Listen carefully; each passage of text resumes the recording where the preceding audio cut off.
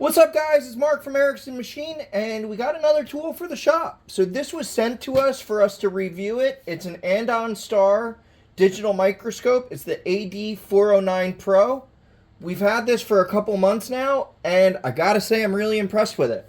So this whole video, we're going to be showing off what it does, the different features it has, and where you can buy it. If you want to watch this video, follow along. Thanks for watching, guys.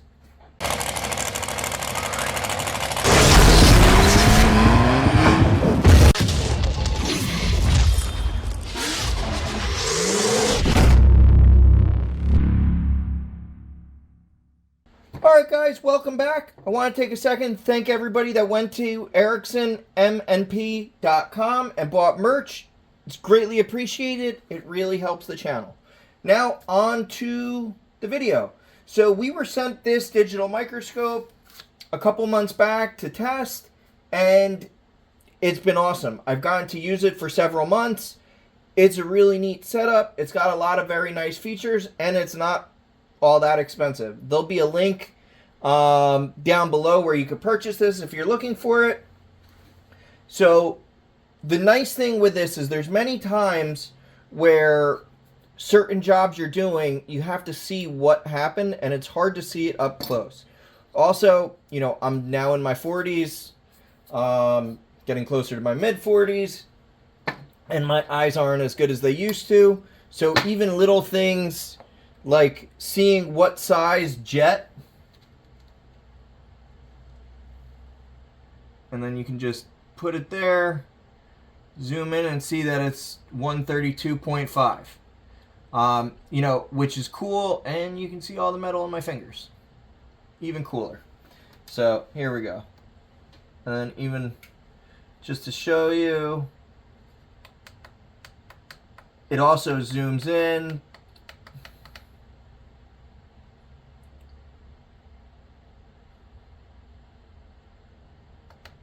So 3x zoom, and then you can see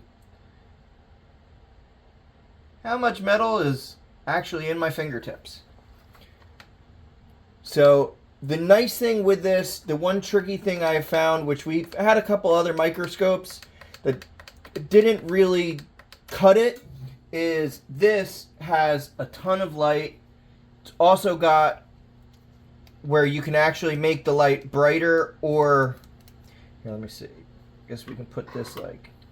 So now, if you look, let me set that. It's got a nice focus right here to get it.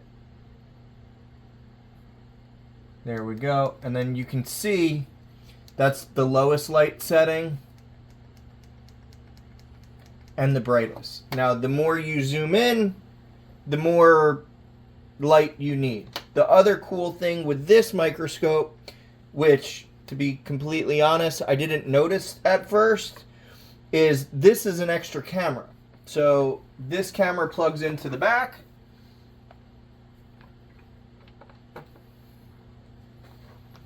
When you plug it in, it actually sets up a different view here.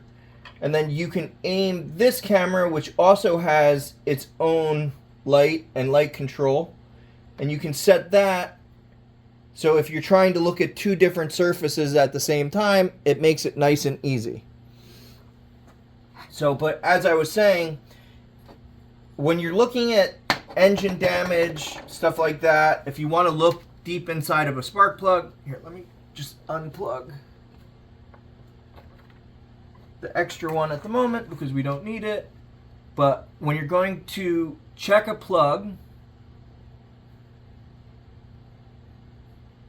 you know, we can zoom in, we can see the electrode, we can drop it sideways, see to the inside, and see what exactly is going on. Obviously, this isn't a clean plug. I just grabbed a plug out of the garbage pail.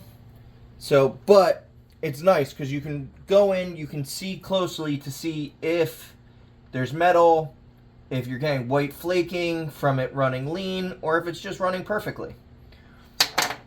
The other really nice thing is when you're looking at detonation, for example, so Detonation can just kind of look like this, where it almost looks like sandblasted. Now, this here looks almost exactly the same.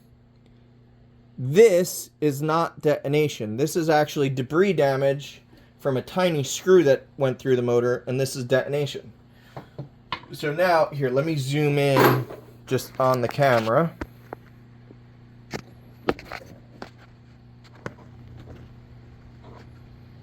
There we go. All right. So now, when we zoom in and we look at this piston, and we can even zoom in more,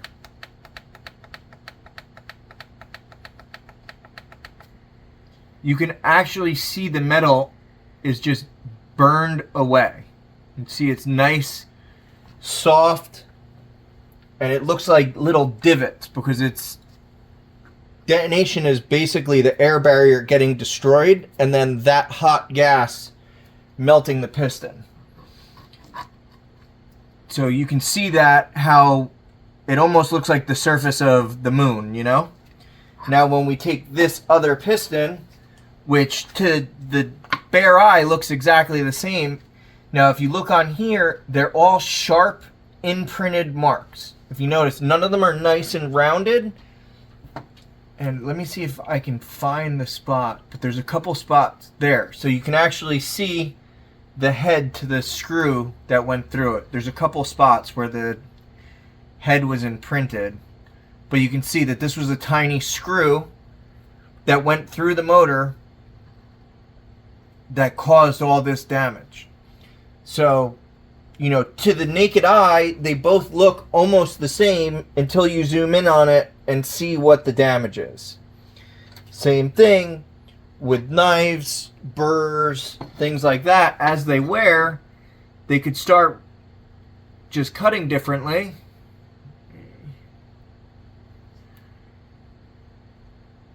And then we can see if there's any chipped or broken teeth.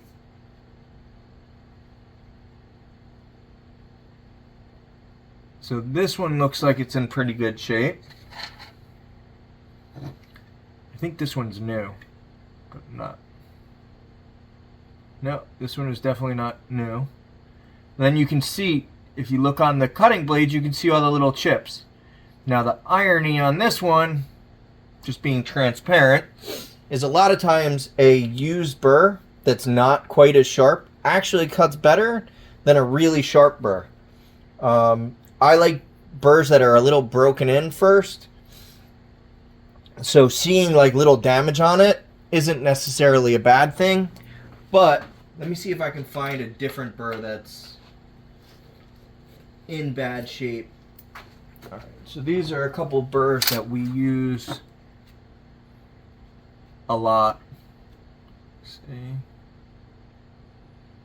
So mostly on this is actually just stuck aluminum. It's not seeing much chipping. It's just welded aluminum. Let's see on this one.